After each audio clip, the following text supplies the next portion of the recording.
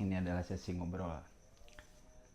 Di sini saya share pengalaman saya seputar pertanyaan dari customer. Mungkin ada pertanyaan yang aneh-aneh, pasti saya share di sini. Jadi suatu hari ada ibu-ibu servis handphone kena air dan LCD-nya rusak atau LCD-nya ngeblank. Saya janjiin satu hari dan besoknya si ibu datang bawa handphonenya atau nebus handphonenya. Nah, saya kasih bayar gitu, udah beres pergi si ibunya. Nah pas malamnya si ibunya balik lagi, dia komplain, kenapa ini audionya nggak jalan atau suaranya nggak ada. Biasanya saya kalau misalkan ada customer yang komplain kayak gitu, saya nggak langsung tolak atau saya nggak langsung nyanggah. Saya biasa bongkar dulu, barangkali pas pengerjaan ada kelupaan pasang atau pemasangannya belum benar. Pasti saya cek ulang dan pasti saya bongkar ulang. Saya bongkar handphonenya dan saya cek si speakernya menggunakan multitester dan speakernya jalan bagus. Saya kasih tahu ke si ibunya, bu ini speakernya nggak apa-apa tapi suaranya tetap nggak jalan dan IC powernya panas. Ini kemungkinan kena IC powernya bu, terus nambah lagi nggak biayanya. Ya, kalau misalkan ganti LCD nggak ngaruh sama suara, ini emang kas kena air si IC powernya jadi konslet, audionya jadi rusak. Nah kayak gini biasanya si customer langsung langsung ngegas, lah kok aja dia ngerembet. Barulah saya jelaskan, bu kalau misalkan barang elektronik kalau kena air ya gitu resikonya.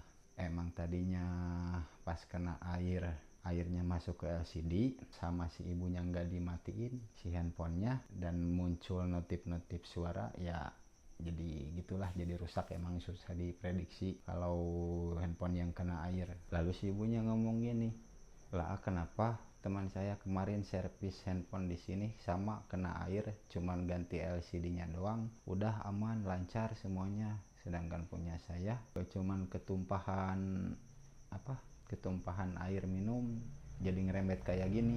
Sedangkan yang temannya tadi itu masuk kena air atau jatuh ke air, handphonenya nggak apa-apa, cuma ganti LCD doang, normal lancar jaya, nggak ngerembet katanya. Sedangkan punya saya cuma tumpahan air minum, handphonenya jadi ngerembet. Nah di sini saya jelaskan ke si ibunya, bu kalau masalah handphone kena air bukan sedikit banyaknya si handphone kena air, tapi si airnya masuk ke komponen IC atau enggak. Misalkan cuman kecipratan air tapi si airnya masuk ke komponen IC, itu pasti ngerusak IC-nya. Ada kasus misalkan handphonenya kecemplung ke air, masuk semua handphonenya ke air, tapi langsung diangkat dan si airnya nggak masuk ke komponen IC, ya pasti nggak bakalan apa-apa handphonenya.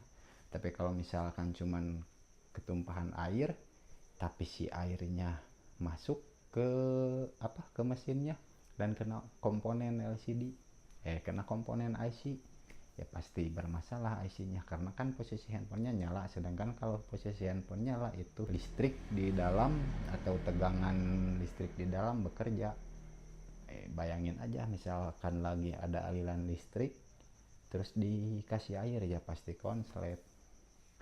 Dan alhamdulillahnya setelah dijelaskan kayak gitu si ibunya nerima, dan berhubung udah ganti LCD mungkin udah ngeluarin biaya juga, si ibunya bilang nanti aja dibenerinnya kalau misalkan udah punya uang. Buat kasus handphone kayak gini ya suka agak enak juga ya, karena yang saya pengen sebagai teknisi kalau misalkan handphone di servis udah beres, teknisi senang dan customer senang, kita dapat uang, customer bisa pakai lagi handphonenya. Tapi kejadian di lapangan emang susah diprediksi, ada aja pasti masalah.